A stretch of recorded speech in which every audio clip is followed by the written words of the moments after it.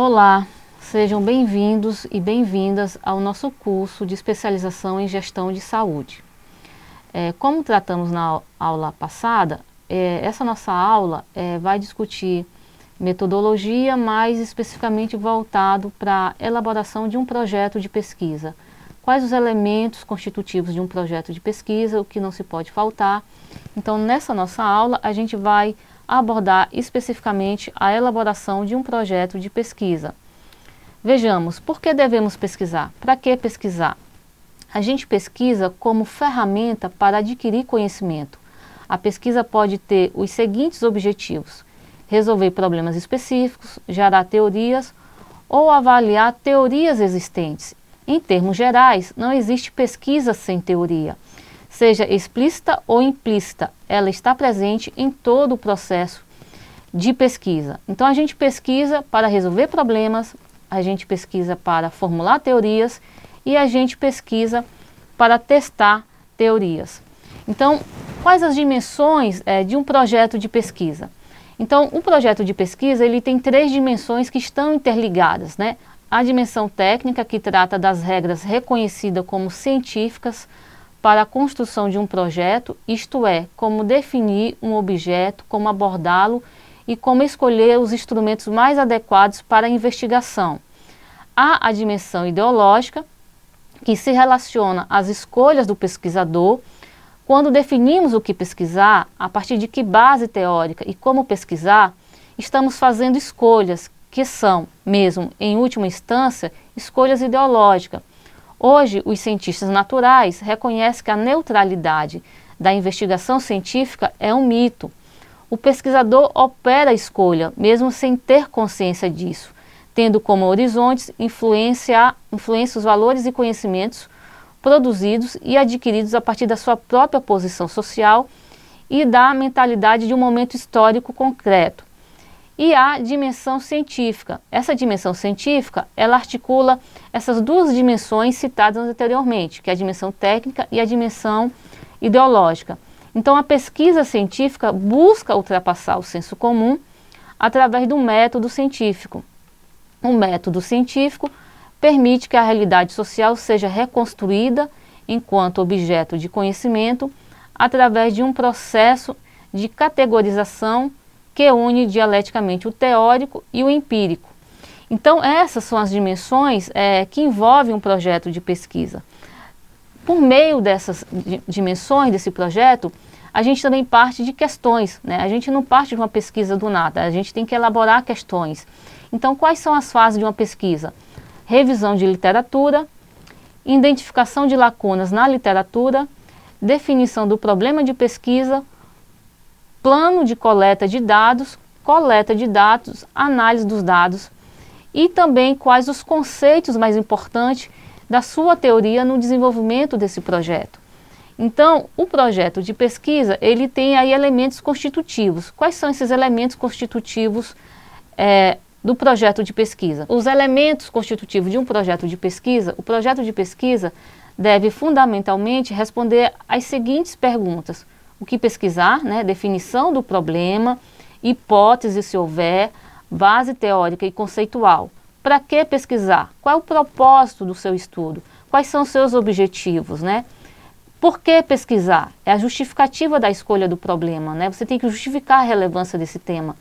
Por quanto tempo pesquisar? Então, tem um cronograma mínimo que seja de execução dessa pesquisa. Quais os recursos? Há orçamento? Porque a pesquisa, mesmo que seja só bibliográfica em bibliotecas, há um deslocamento mínimo do pesquisador para essa biblioteca. Ou mesmo se está usando o Google. Há estrutura de internet, essas coisas, então tem que ter um orçamento mínimo, né? Quais os recursos? E a partir de quais fontes? Referências, definição do tema, escolha do problema de pesquisa.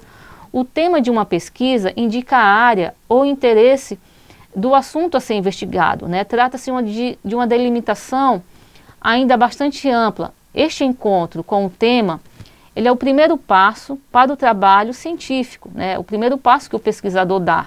Então, sugere-se que o pesquisador faça indagações, ou seja, questões sobre o tema eleito. Se lhe agrada, se lhe motiva, se possui relevância social e acadêmica e se há fonte de pesquisa sobre ele. Ao formularmos perguntas ao tema, construiremos sua problematização. Um problema decorre, portanto, de um aprofundamento do tema. Ele é sempre individualização e específico. A definição do problema ou objeto de pesquisa, às vezes é uma tarefa difícil, mas também é a razão da existência de um projeto, de pesquisa. A construção de um objeto de estudo científico constitui um verdadeiro exercício contra a ideia de que as coisas estão dadas na realidade e que basta apenas estar atento ao que acontece no cotidiano. O apoio de revisões bibliográficas sobre os estudos já feitos ajuda a mapear as perguntas já elaboradas naquela área de conhecimento, permitindo identificar o que mais se tem enfatizado e o que tem pouco sido trabalhado ou deixado de lado. Então, construir um diário pessoal de perguntas e questionamento sobre o tema também é útil. Confrontar essas perguntas com o que já foi investigado e a forma como foram tratados por outros estudiosos é a próxima etapa para selecionar o problema de estudo. Então, esse exercício, digamos assim, ajuda o pesquisador não só a delimitar o seu problema, mas construir a sua problemática de estudo, isto é, contextualizar o seu problema em relação àquele campo temático do conhecimento. Então, essas questões, de forma geral, constituem esses elementos de um projeto de pesquisa.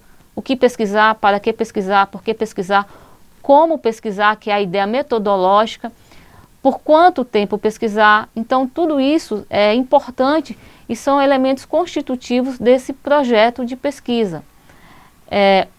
Como já dito aqui, a definição da pesquisa qualitativa, de acordo ainda com o Minayo, ela responde a questões muito particulares.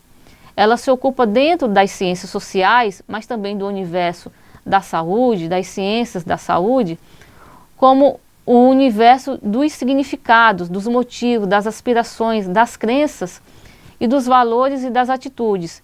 Então, esse conjunto de fenômenos humanos, de ação humana, é entendido como parte da realidade social, pois o ser humano se distingue não só por agir, mas também por pensar sobre o que se faz e por interpretar suas ações dentro e a partir da realidade vivida e compartilhada com seus semelhantes.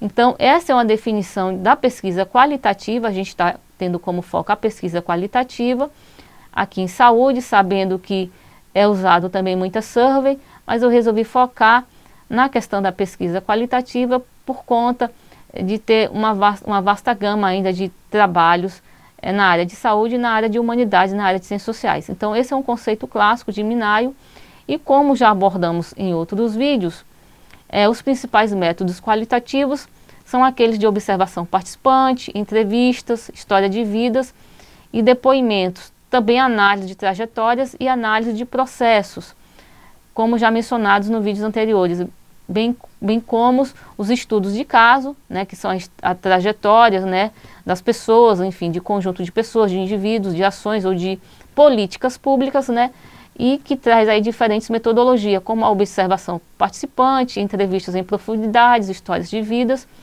E se tiver ainda o caráter quantitativo, que aí o caráter quantitativo ele é mais vinculado a quando se estuda alguma política pública em especial, você faz uso de survey e de mapeamentos, além da análise de redes, que permite aí o desenho de sociogramas e o cálculo das propriedades das redes, além da sua comparação.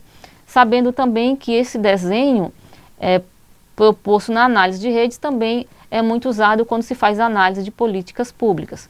Então, pessoal, esse é o nosso segundo vídeo-aula para a nossa disciplina Gestão em Saúde. Qualquer outra questão ou dúvida, a gente vai discutir isso em maior profundidade em nossas aulas síncronas. Até breve!